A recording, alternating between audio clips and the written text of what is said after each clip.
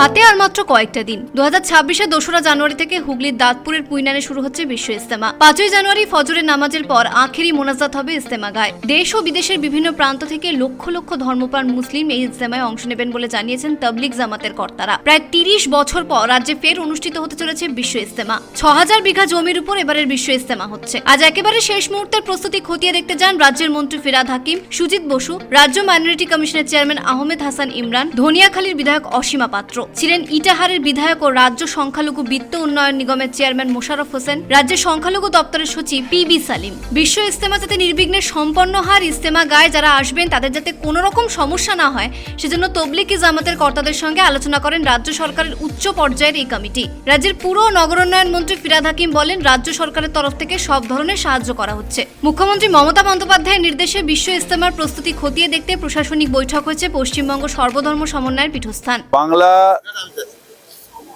সর্বধর্ম সমন্বয়ের জায়গা। ধর্ম যার যার, উৎসব সবার, এটাই বিশ্বাসী বাংলা। এবং সেই জন্য যেভাবে গঙ্গাসাগরের প্রিপারেশন নেন মুখ্যমন্ত্রী, সেইভাবে বিশ্ব ইজতেমার প্রিপারেশনও নিচ্ছেন, যেটা 32 বছর বাদে আবার বাংলায় হচ্ছে। তাই মুখ্যমন্ত্রীর নির্দেশে ফায়ার মিনিস্টার নিজে তার পুরো ফায়ার টিমকে নিয়ে ভিজিট করানো, জরুরি ব্যবস্থা করা, সুজিত বোস সবকিছু করেছেন। এর সাথে সাথে যেগুলো লাইন ডিপার্টমেন্ট, অর্থাৎ পিএইচই থেকে আরম্ভ করে, পিডাব্লিউডি থেকে আরম্ভ করে, আইটি থেকে আরম্ভ করে সবাই তাদের নিজেদের principal secretary, chief additional chief secretary থেকে আরম্ভ করে এবং মাইনরিটি সেক্রেটারি সবাই মিলে ঝাঁপিয়ে পড়েছে যাতে স্যাবোটেজ কেউ যাতে না করতে পারে, বাংলায় যে কোনো অনুষ্ঠানে স্যাবোটেজ যাতে না করতে পারে। এবং সেইটাই দেখার দায়িত্ব সবার আছে। আমরা সেই মুখ্যমন্ত্রীর নির্দেশে এসেছি অন গ্রাউন্ড। এর আগে আমি 2 বার এসেছি, যে এসে দেখা হয়েছে, অর্গানাইজারদের সাথে বারবার বসা হয়েছে এবং আমরা সবাই মিলে জেলা পরিষদ, এমএলএ নিজে প্রচন্ড উৎসাহ নিয়েছেন, আমাদের secretary, minority finance corporation chairman সবাই অত্যন্ত তৎপরতার সাথে মুখ্যমন্ত্রীর যেটা মূল থিম, ধর্ম যার যার, উৎসব সবার, এবং ইজতেমা যাতে ইনসিডেন্ট ফ্রি হয় সেইটা দেখার দায়িত্ব সবার উপরে মুখ্যমন্ত্রী দিয়েছেন। তাই আমরা সবাই মিলে সেটাকে পালন করার জন্য এখানে এসে উপস্থিত হয়েছি। দিনের আলোচনার জন্য মঞ্চ নির্মাণের কাজ প্রায় শেষের দিকে। 2.5 কিলোমিটার মাঠ জুড়ে তৈরি হয়েছে অস্থায়ী ছাউনি, সেখানে থাকবেন মেহমানরা। পানীয় জলের যাতে কোনো রকম সমস্যা না হয় সেজন্য সব ধরনের ব্যবস্থাও করেছে স্থানীয় প্রশাসন। পর্যাপ্ত অ্যাম্বুলেন্স রাখা হয়েছে, 10 বেডের অস্থায়ী হাসপাতাল তৈরি করা হয়েছে, 29টা অস্থায়ী ট্রান্সফরমার বসানো হয়েছে। লোডশেডিং হলে বিকল্প ব্যবস্থা হিসেবে জেনারেটরও রাখা হয়েছে। চিকিৎসা পরিষেবা পেতে যাতে কোনো সমস্যা না হয় সেজন্য গ্রিন করিডোরের ব্যবস্থা থাকছে। আজ হুগলির পুইনানে ইজতেমা গায়ে যান রাজ্যের সংখ্যালঘু উন্নয়ন কমিশনের চেয়ারম্যান আহমেদ হাসান ইমরান। আপনারা জানেন যে বিশ্ব ইজতেমা শুরু হতে আর বেশি দেরি নেই।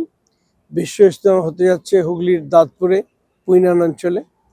আর বিশাল জায়গা এই বিশ্ব ইজতেমার জন্য নেওয়া হয়েছে।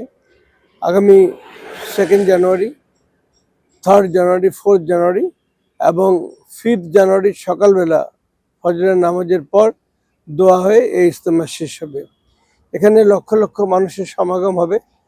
তাই আজকে এখানে উচ্চ পর্যায়ের 2 জন মন্ত্রী এসেছিলেন, জনাব ফিরাদ হাকিম সাহেব এবং ফায়ার মন্ত্রী, যিনি অগ্নি নির্বাপক মন্ত্রী সুজিত বোস, তিনি এসেছিলেন এবং তারা সব বিষয়ে খতিয়ে দেখলেন যে লক্ষ লক্ষ লোক আসবে, তাদের যাতে কোনো অসুবিধা না হয়, তাদের পার্কিংয়ের ব্যবস্থা, অগ্নি নির্বাপক ব্যবস্থা, তাদের যে ক্যাম্পগুলো হয়েছে সেগুলোকে কী করে নিরাপদ রাখা যায়। একটা গ্রিন করিডোরও করা হয়েছে যাতে কোনো দুর্ঘটনা ঘটলে দ্রুত সে অসুস্থ লোককে বা যাকে নিয়ে যাওয়া প্রয়োজন তাকে গ্রিন করিডোর দিয়ে বের করে আনা যায়। তো এসব কিছু এখানকার ডিএম, এসপি, ফায়ারের ডিজি সবাই এসেছিলেন, সবাই মিলে দেখা হলো এবং অন্তিম প্রস্তুতি, কোথায় কোনো ঘাটতি রয়েছে কিনা, আরও কী করা দরকার, এসব বিষয়ে আলোচনা হয়েছে। এবং আমাদের উচ্চপদস্থ আধিকারিকরা খুব খুশি এবং যে তারা মোটামুটি ঠিকভাবে কাজ করতে পেরেছেন এবং সঠিকভাবে যে প্ল্যানিং হয়েছিল সে প্ল্যানকে রূপায়ণ করা যাবে, যাতে এখানে যে সমস্ত পুণ্যার্থীরা আসবেন, দোয়া প্রার্থীরা আসবেন, মুসল্লিরা আসবেন, তারা যেন মানে খুবই একটা আধ্যাত্মিক তৃপ্তি নিয়ে ঘরে ফিরে যেতে পারে। অগ্নি নির্বাপন ব্যবস্থা খতিয়ে দেখেন রাজ্য দমকল মন্ত্রী সুজিত বসু। দমকল দপ্তরের কর্তাদের সঙ্গে বৈঠকও করেন তিনি। প্রস্তুতি এখন চলছে, কিছু কিছু সাজেশন আমাদের ফায়ার সার্ভিসের আছে, সেটা আমরা বলেছি। আর মাননীয় মুখ্যমন্ত্রীও তিনি দেখছেন সবটা, তিনি বলেছেন ভালো করে দেখে নিতে, আমরা দেখে নিয়েছি। বিশাল মানুষের তো একটা সমাগম, বিশাল মানুষের সমাগম এটা হতে চলেছে, এটা দেখে নেবো আমরা।